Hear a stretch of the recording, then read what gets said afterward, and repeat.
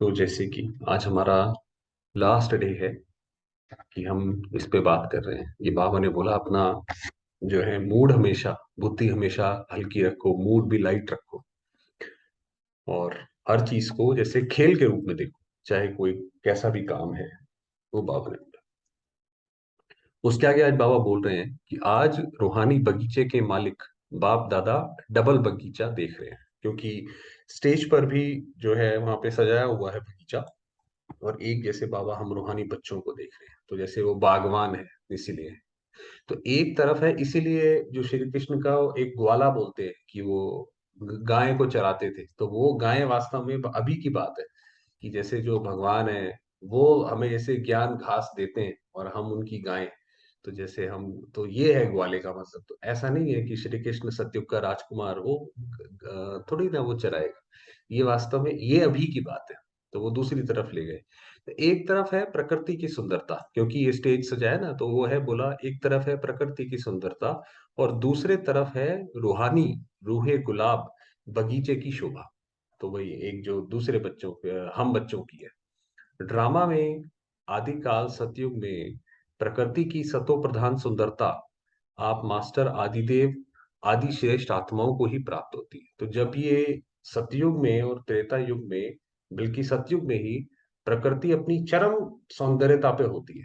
आप सोचिए प्रकृति अपनी चरम पे आ जाए तो कैसा होगा ये संसार। हर चीज बाबा कहते हैं वहां पे जो फल है वो आपको काट के खाने की जरूरत नहीं है। आप जैसे वहां पे सब्जियां जो हैं वो फलों के रूप में है। जैसे अभी तो कई जड़ भी होती हैं, कई पत्ते भी होते हैं, ज्यादातर जैसे फूल गोभी वगैरह, ये सारे पत्ते भी, पत्ता गोभी सॉरी। तो वो वैसे होते हैं वहां पे फलों की ज्यादा सब्जियां हैं, और मसाले अलग से नहीं है, जैसे अलग अलग उसके फल है। तो ऐसे करके है बाबा ने कहा। तो वहां पे ये हम आत्मा को ही प्राप्त होती है। इस समय अंतिम काल में भी प्रकृति की सुंदरता देख रहे हो, लेकिन आदि काल और अंतिम काल में कितना अंतर है, क्योंकि बाबा को तो दोनों पता है। तो बाबा ने कहा ये तो बहुत अंतर है दोनों में। आपके सत्युगी राज्य में प्रकृति का स्वरूप कितना श्रेष्ठ, सतो प्रधान सुंदर होगा। वहां के बगीचे और यहाँ आपके बगीचे में कितना अंतर है।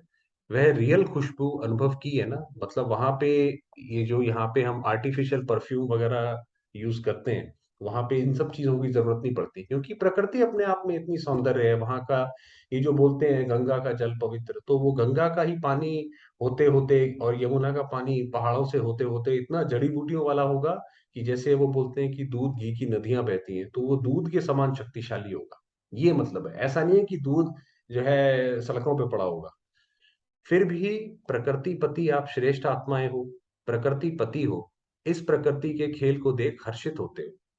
चाहे प्रकृति हलचल करे, चाहे प्रकृति सुंदर खेल दिखाए, दोनों में प्रकृति पति आत्माएं साक्षी हो, खेल देखती हो। तो ये बाबा ने कहा आप प्रकृति पति की स्थिति में रहो, कि ये प्रकृति आने वाले समय में आपकी सेवा कब करेगी। क्योंकि जब हम अभी प्रकृति पति बनेंगे, प्रकृति पति का मतलब है कि कुछ भी वो हलचल करे उसके अंदर हम जैसे अचल अडोल होकर एक खेल देखें। खेल में मजा लेते हैं, घबराते नहीं है। इसलिए बाप दादा तपस्या द्वारा साक्षीपन की स्थिति के आसन पर अचल अडोल स्थित रहने का विशेष अभ्यास करा रहे हैं। तो बाबा ने कहा ये अभ्यास करो, ये अपने मन के ऊपर जैसे लगाम बांध के रखो कि कोई भी ऐसी चीज आए तो मन हमारा हिले डुले नहीं। ऐसा नहीं घबरा गए ये हो गया, नहीं। हम अपने मन को साक्षीपन की स्टेज पे रखें कि ये जो हो रहा है बहुत अच्छा हो रहा है, और ये तो एक खेल है, इसमें कोई सीरियस की बात नहीं है। तो ये स्थिति का आसन सबको अच्छा लगता है या हलचल का आसन अच्छा लगता है? कि मन हमारा जब हिल जाता है, परेशान हो जाता है, घबरा जाता है, तब अच्छा लगता है। अचल आसन अच्छा लगता है ना। कोई भी बात हो जाए, अब देखिए भगवान कैसे बताता है, कोई भी बात हो जाए, चाहे प्रकृति की चाहे व्यक्ति की, दोनों अचल स्थिति के आसन को जरा भी हिला नहीं सकते। जब तक पहले हम अलाउ नहीं करते हैं उन्हें कि हमारी स्थिति हिल जाए, तब तक कोई भी प्रकृति और कोई भी व्यक्ति हमारी स्थिति को हिला नहीं सकते। इतने पक्के हो ना, या अभी होना है। प्रकृति के भी 5 खिलाड़ी हैं, ये जल आकाश वायु अग्नि, ये ऐसे करके 5 हैं। और माया के भी 5 खिलाड़ी हैं, काम क्रोध लोभ मोह अहंकार। तो इन 10 खिलाड़ियों को अच्छी तरह से जानते हो ना। खिलाड़ी खेल के बिना रहेंगे क्या?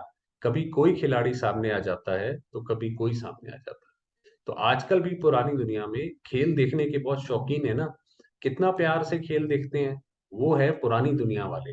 और आप हो संगम युगी ब्राह्मण आत्माएं, तो खेल देखना एंजॉय करना है या घबराना है। तो बाबा ने कहा ये जैसे आप इनको देखो, जैसे आप मैच में हो और ये 10 खिलाड़ी हैं, तो आपके सामने कोई एक आएगा फिर दूसरा आएगा, हम तो शिव बाबा के साथ हैं।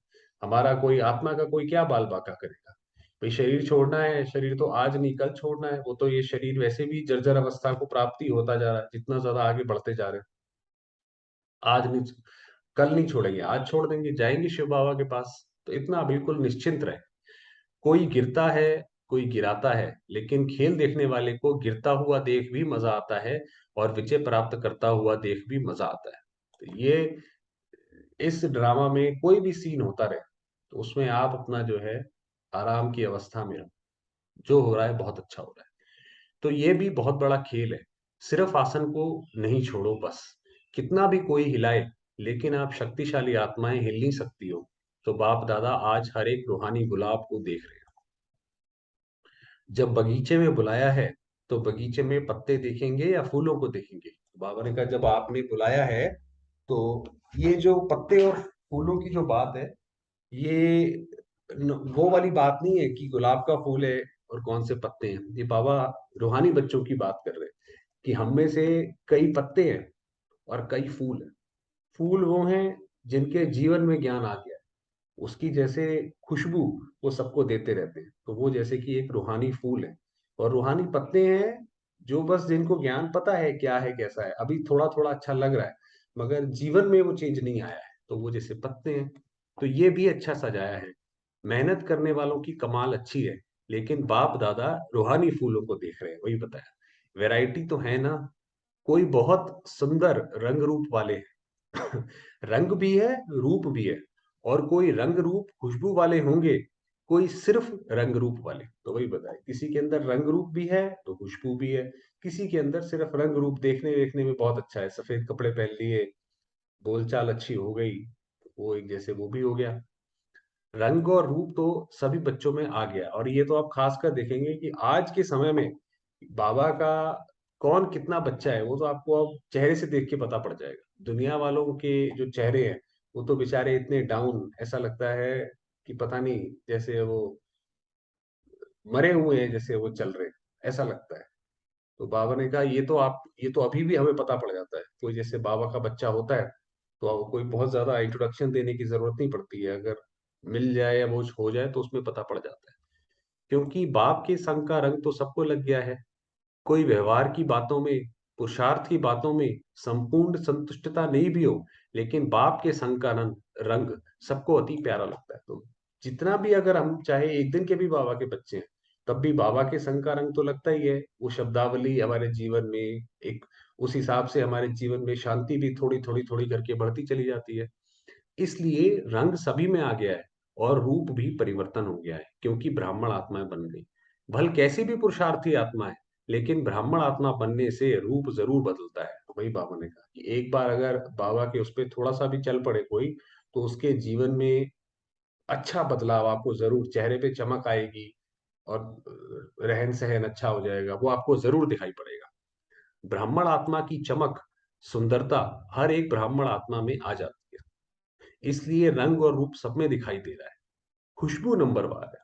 खुशबू जैसे दूसरों के पास जाती है और उससे पता पड़ता है कि यहाँ पे कोई फूल है, वो एक जैसे वो नंबर वार है। खुशबू है संपूर्ण पवित्रता। वैसे तो जो भी ब्राह्मण बनते हैं, ब्रह्मा कुमार और ब्रह्मा कुमारी कहलाते हैं। कुमार और कुमारी बनना अर्थात पवित्र बनना, कि जब हम ब्रह्मा कुमार ब्रह्मा कुमारी बन गए, बाबा के उसमें आ गए, तो जैसे बाबा ने कहा पवित्र तो हो ही। पवित्रता की परिभाषा अति सूक्ष्म है। सिर्फ ब्रह्मचर्य नहीं, तन से ब्रह्मचारी बनना, इसको संपूर्ण पवित्रता नहीं कहते हैं। बाबा पवित्रता की वो बता रहे हैं कि पवित्रता का अर्थ ये नहीं है सिर्फ कि ब्रह्मचर्य का पालन कर रहे हैं, वो तो एक बात है। मन से भी ब्रह्मचारी हो, अर्थात मन भी सिवाय बाप के और किसी भी प्रकार के लगाव में नहीं है। ये है पवित्रता, कि हमारा जो पूरा ध्यान है, वो हमारा मन जो है वो हमेशा बाबा की तरफ आकर्षित हो। जैसे सीता को रावण कब उठा के ले गया? तो पहले तो सीता का मन उस सोने के हिरण में गया ना, पहले तो आकर्षण वहां हुआ, फिर उसके बाद वो रावण उठा के ले गया। इसी तरीके से अगर हमारा मन एक सच्ची सीता की तरह सिर्फ एक राम की तरफ ही लगा रहेगा, तो फिर हमें रावण उठा ही नहीं पाएगा। तो बाबा ने कहा वो है पवित्रता। जैसे एक पतिव्रता नारी होती है, वो अपने पति के अलावा किसी के बारे में नहीं सोचती, तो ऐसे ही हम भी, पार्वती सीता जो भी कहो, हम भी आत्मा वैसी हैं। तन से भी ब्रह्मचारी, संबंध में भी ब्रह्मचारी, संस्कार में भी ब्रह्मचारी। तो तीनों में ब्रह्मचारी होने चाहिए। इसकी परिभाषा अति प्यारी और अति गुही है। इसका विस्तार फिर सुनाएंगे, मतलब अगले कभी बार सुनाएंगे। आज तो होली मनानी है ना, गुह्य पढ़ाई नहीं है, आज मनाना है। तो बाबा ने कहा आज जो है पढ़ाएंगे नहीं, आज जैसे मनाएंगे।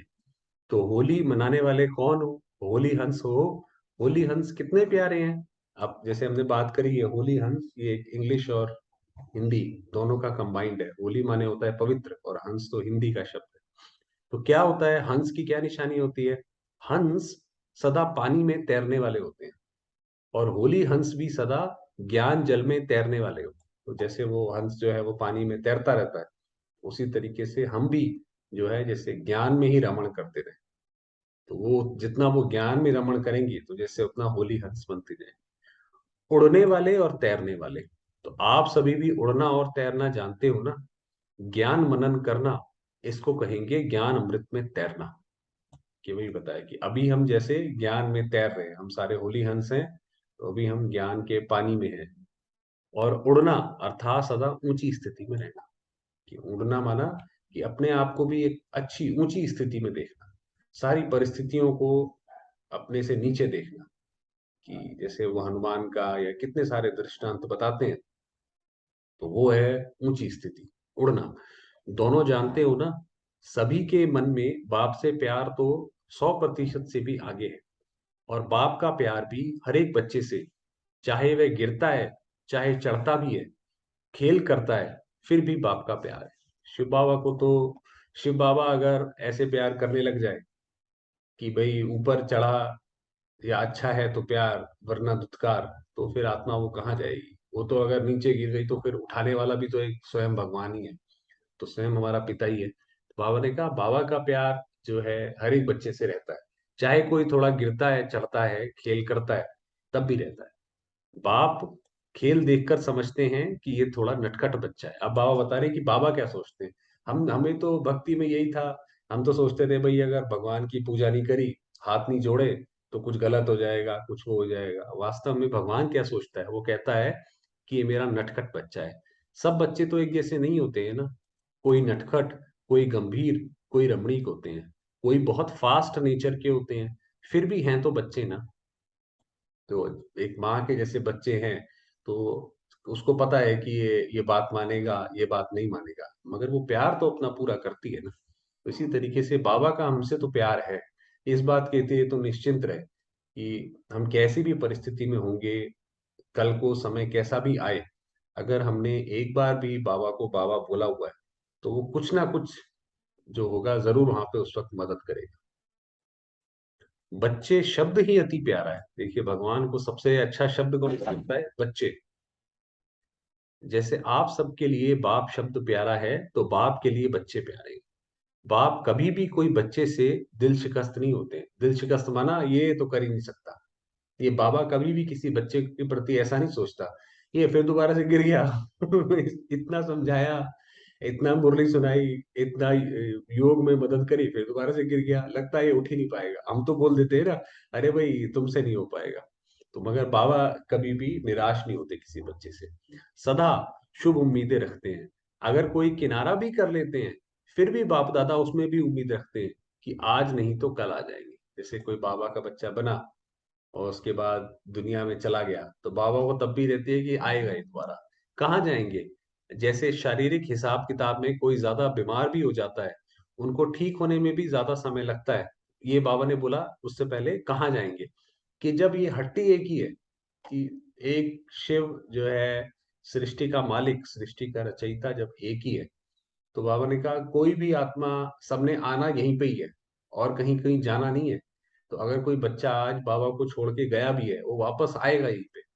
तो बाबा ने कहा फिर जैसे शारीरिक हिसाब से कोई ज्यादा बीमार हो जाते हैं तो समय लगता है, और जो थोड़ा बीमार होता है तो वह जल्दी ठीक हो जाता है, लेकिन है तो बीमार। तो कैसा भी बीमार हो, स्थूल रीति प्रमाण भी बीमार से कभी उम्मीद उतारी नहीं जाती। तो माना जैसे एक ये मानसिक रूप से बीमार है कि अभी उसके पुराने विकर्मों का वो आ गया है, इसीलिए वो जैसे बीमार हो गया है, तो अभी उसका ध्यान जो है बाबा की बजाय कहीं और चला गया है। तो बाबा ने कहा बाबा को ये लगता है कि अभी इसकी बीमारी, जब ये विकर्म उतरेंगे, ये समय बीतेगा, तो फिर दोबारा से इसको बाबा की याद आएगी। सदा उम्मीद रखी जाती है, आज नहीं तो कल ठीक हो जाएगा। इसलिए बाप दादा कोई भी बच्चे से ना उम्मीद नहीं होते हैं। कितनी बड़ी हमारे मन को शांति है कि शिव बाबा, जो कि सर्व समर्थ है और जिसका स्नेह सदैव हमारे ऊपर बरस रहा है, हर परिस्थिति में बरस रहा है, चाहे हम अस्पताल में हैं, चाहे हम कहीं पे भी हों कल, मगर उसका जो स्नेह है वो बराबर लगातार हमारे ऊपर बरसता रहेगा। सदा शुभ आशाएं रखते हैं कि आज थोड़ा सा ढीला है, कल होशियार हो जाएगा। और वो हमसे उम्मीद रखना भी नहीं छोड़ता, कि ऐसा भी नहीं उसको लगे अरे भाई तुम 50 साल से ज्ञान में चल रहे हो इतना तुमने ज्ञान सुन लिया, उसके बाद भी तुम नहीं सुधरते हो। तो ऐसा नहीं है, बाबा की हमेशा हमसे उम्मीदें रहती है। तो अभी हम कभी भी, चाहे हमसे पास्ट में जो भी कभी कुछ हुआ हो, मान लीजिए कभी ऐसी कोई चीज है जो हमसे नहीं छूट भी पा रही है, तो भी कोई बात नहीं, आज से ही खड़े हो जाएं कि आज हम ये चीज जरूर बदल के मानेंगे। तो ऐसे है, क्योंकि शिव बाबा स्वयं हमारे साथ है। बाकी समय हुआ है, थोड़ा बाबा को याद करते हैं। उससे पहले दो लाइनें और हैं, वो जरा और पढ़ लेते हैं, वो भी बहुत अच्छी है। जब मंजिल एक है, बाप एक है, तो कहाँ जाएंगे सिवाय बाप के। फिर भी वर्षा हर आत्मा को बाप से ही मिलना है। चाहे बाप को गाली भी दे, तो भी बाप मुक्ति का वर्षा तो देंगे ही दे ही देंगे। माना कि बाबा जब भला करता है, तो वो भी जबरदस्ती करता है। बाबा ने कहा भगवान को चाहे तुम गालियां दो, चाहे कुछ भी दो, मरे से मरी हालत में और कुछ नहीं है, मुक्ति तो दे ही जाऊंगा। मुक्ति माना कि आत्मा परम धाम में जाके बैठे। सारे विश्व की सर्व आत्माओं को चाहे मुक्ति, चाहे जीवन मुक्ति का वर्षा जरूर मिलना है। क्योंकि बाप सृष्टि पर अवतरित हो, बच्चे को वर्षे से वंचित नहीं कर सकते हैं। बाप को वर्षा देना ही है, चाहे लेवे चाहे नहीं लेवे, बाप को देना ही है तो अब थोड़ी देर करते हैं। बहुत अच्छी मुरली है ये वाली, जिसमें बाबा ने कहा कि बाबा का जो प्यार है, जो उसका स्नेह है, जो उसकी कृपा दृष्टि है, वो सदैव हमारे साथ है।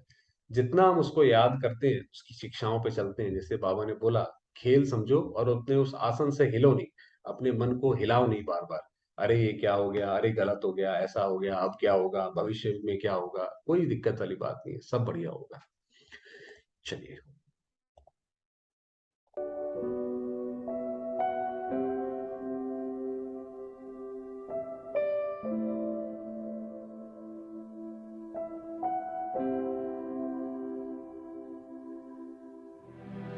देखेंगे स्वयं को,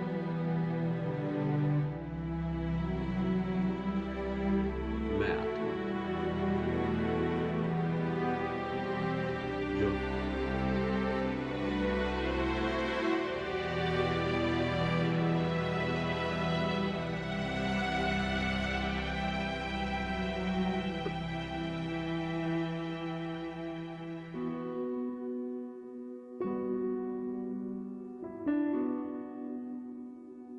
शांत स्वरूप हूं।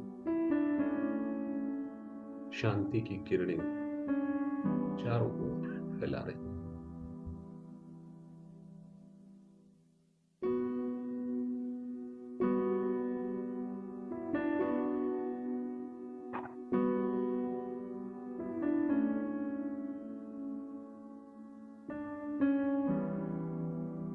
इस शरीर को शांत, स्वस्थ कर रही है।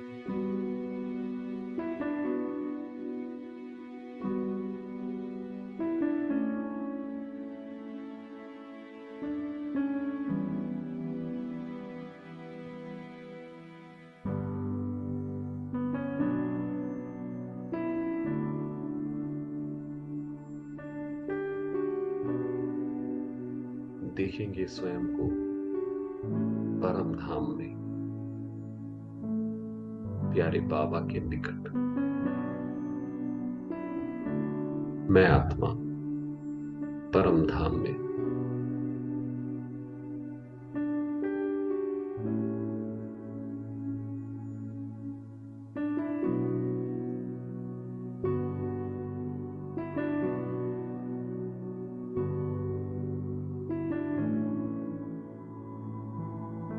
चारों ओर दिव्य लाल प्रकाश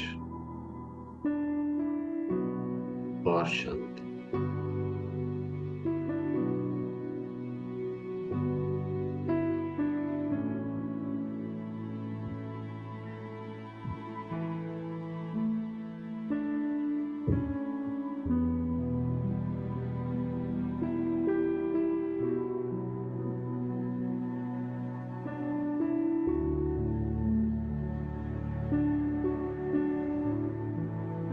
मेरे सामने है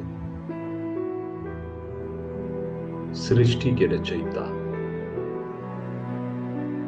निराकार ज्योतिर्बिंदु।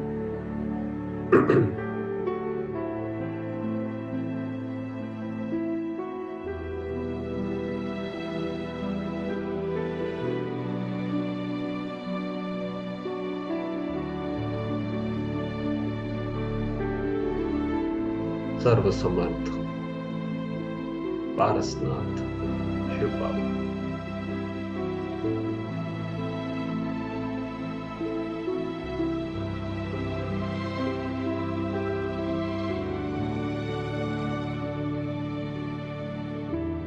जिनका अनंत स्नेह मुझ आत्मा पर बरस रहा है।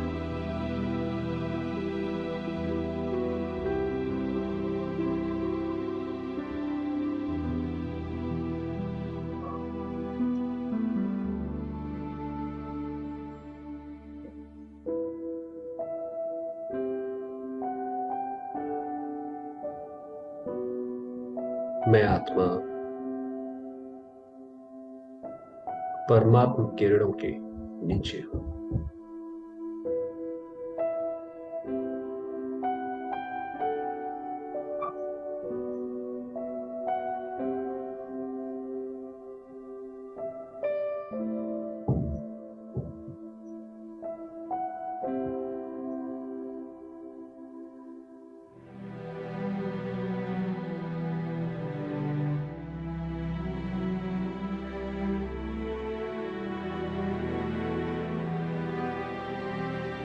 इन दिव्य किरणों को स्वयं में समाती जाती है।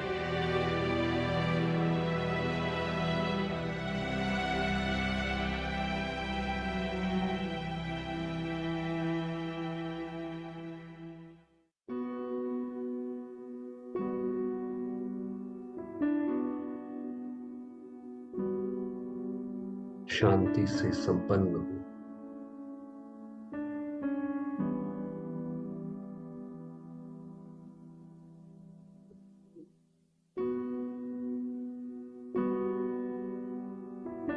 शांति का लाइट हाउस।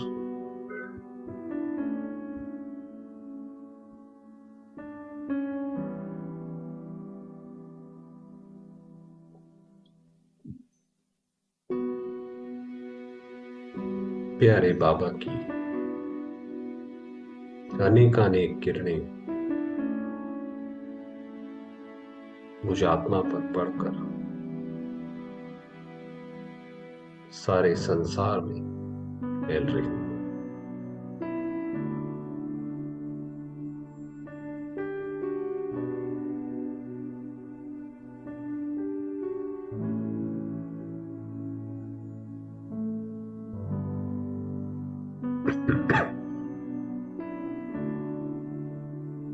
प्रकृति तथा सर्वात्माएं इस प्रभु प्रसाद को स्वीकार कर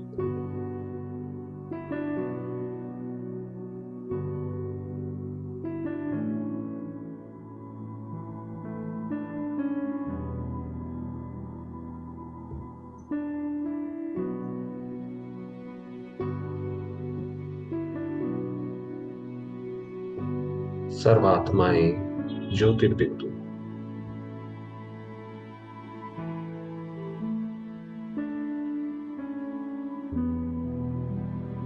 सुख चैन की अवस्था में है।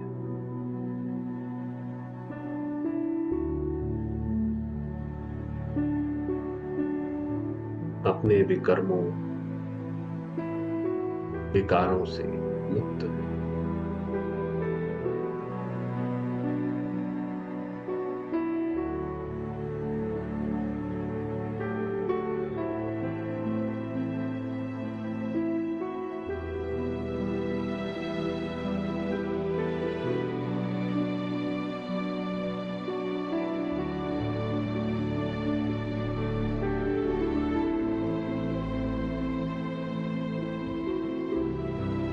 सारे संसार में शांति व्याप्त है।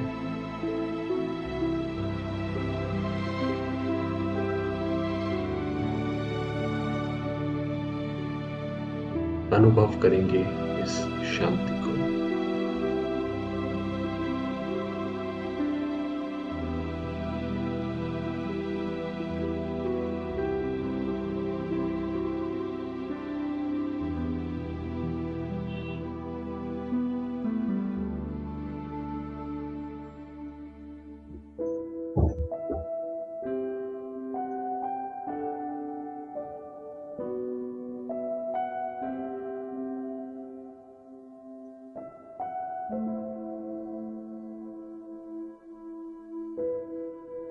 ओम शांति।